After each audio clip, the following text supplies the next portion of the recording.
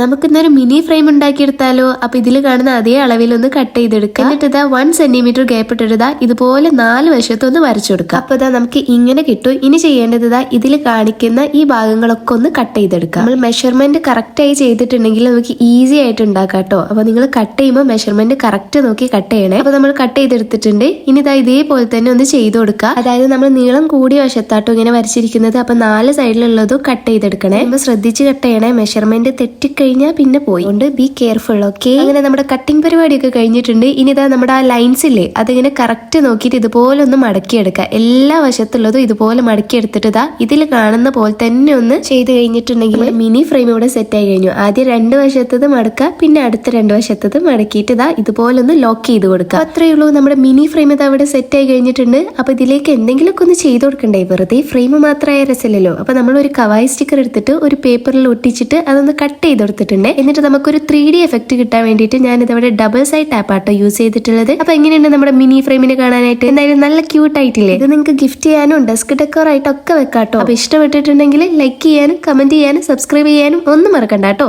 അപ്പൊ ശരി, അടുത്ത വീഡിയോയിൽ കാണാം. Tata bye.